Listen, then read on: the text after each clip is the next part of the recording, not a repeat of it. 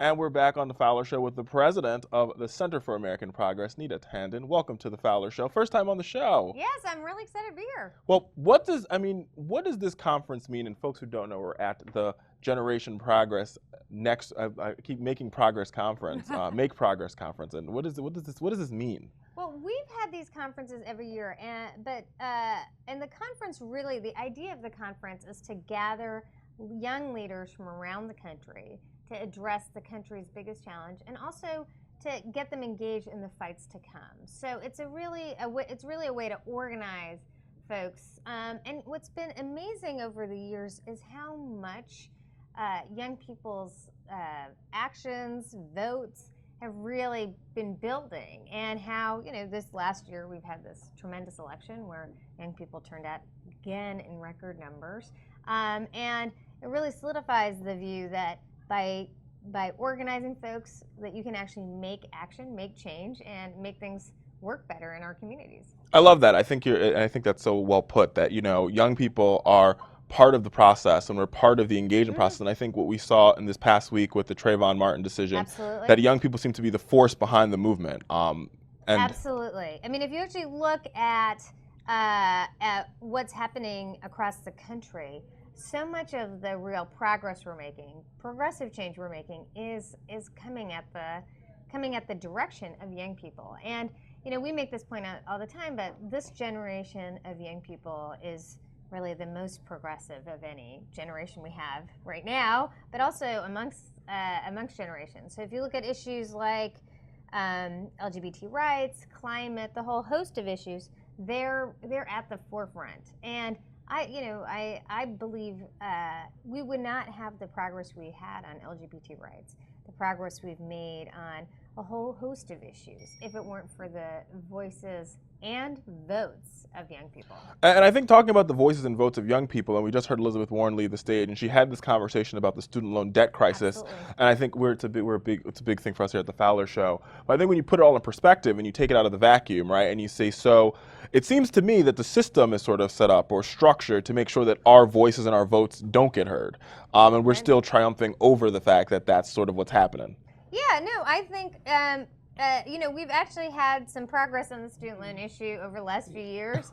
The fact that we've moved from a system where it's really just a profit center for banks to a system where, the loan rates are coming down. We have so much more work to do, but it's really because young people mobilize. One of the big secrets of this is that the rates would have gone up last year. Oh, yeah. But Republicans were worried about energizing the young vote ahead of the election.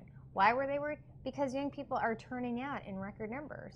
And so that's why, it can't just be every 4 years, though. That's part of the reason we're holding these conferences. We have to have young people mobilized all the time, in the midterms, in the future, around these progressive ideas, so that people don't just fear the youth vote in an election year. They fear that youth vote all the time.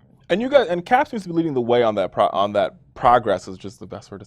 I think it works perfectly with CAPS. And progress is that you guys came with a report about how to sort of get the economy going again. And it talks about apprenticeships, and it talks about how we bring young people to the workforce, how we solve our immigration issues. So you guys seem to sort of be putting all the pieces together. Why is it that we don't see Republicans, or I would say that matter Congress, sort of picking up saying this is what we need to do, this is the roadmap for the future? Well, I think on a whole host of these issues, we still, I think the country is kind of far ahead of Washington. I think people recognize that we have a real challenge with youth unemployment, and people understand that if a young person isn't employed when they're young, then their wages fall for their entire life. So this is an urgent challenge, and I think young people understand that, middle class folks understand that, the older people understand that. But when it comes to economic issues, Washington is really constrained by what we call a deficit hysteria. The deficit is actually reducing. It's not our biggest challenge at the moment, but Washington can't see past that. And that's why we need a whole slew of new voices, young people, especially to make this point, which is the things that are happening in the economy now matter, and that we need to make change. Immigration reform will help. Apprenticeships will help. Putting money in the economy will help. Ending the sequester will help. These are all things we can do today to make sure that we have more economic growth, and not just economic growth that grows the middle class, that gives opportunities for young people to own their own home, to have that middle class life that so many young people worry they're not going to have like their parents did. I think that's so well put, and I think we're starting to see that movement on your speech that you gave on the main stage there, which is just around the corner from where we are. You talked about the fact that finally, the Senate seems to be moderately working better, and we got Richard Cordray to be the head of the CFPB. Do you, I mean, from your sort of vantage point, from the window that you look out, do you think that we'll see more of this type of bipartisanship, or is a situation where we'll continue to see gridlock in Congress?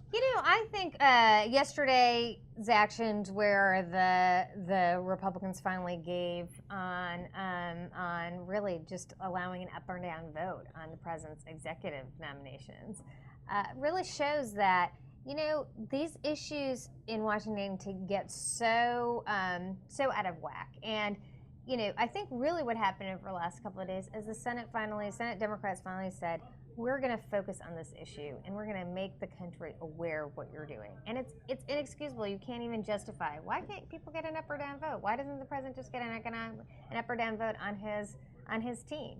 And so I think because that was so hard to justify, and that's why, because they were so hard to justify, they folded, right? So I think that really shows that when we fight for issues, when we hold the line, when we bring national attention to these issues, when people get involved, you can make change even with some of the most archaic institutions. And what's the next battle for you guys? I think that I hate to say that in Washington, and I think even with the work that we do, it's always the next battle. And now it's immigration, and then it's this. What is the next battle? Well, I mean, I think Elizabeth Warren's remarks on student loans remind us that that is a huge, important issue, that we need to focus on it, and that we can't give way until we win. I love it. Well, thank you so much for being with us. We appreciate you. We'll be right back after this break. Hey, Fowler Nation. The best thing you can do to support this channel is by clicking that subscribe button. And I got a secret for you. If we get to 1,500 subscribers, we will drop a special behind-the-scenes video just for you, Fowler Nation. That's how much I love you.